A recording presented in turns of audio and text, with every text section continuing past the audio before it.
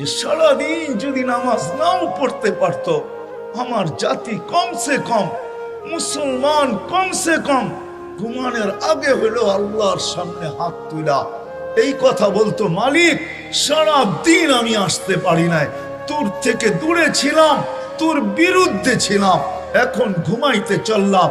ঘুম তো ঘুম না, শুনছি ঘুম নাকি মউত। কালকে সকালে তুমি উঠাইলে উঠবো, না উঠাইলে কিয়ামত পর্যন্ত আর কেউ আমাকে উঠাইতে পারবে না। ঘুম যদি মউত না হইতো তাহলে ঘুমের থেকে উঠা এই দোয়া কেন পড়ে? আলহামদুলিল্লাহিল্লাযী আহইয়ানা বা'দা মা আমাতানা। প্রশংসা ওই আল্লাহ যিনি আমাকে পুনর্জীবন দিলেন মৃত্যু হয়ে যাওয়ার পরে। একজনও তো পাওয়া যাবে না যে ঘুমানোর সময় হাত দুটা উঠায়া এই কথা বলে ঘুমায়।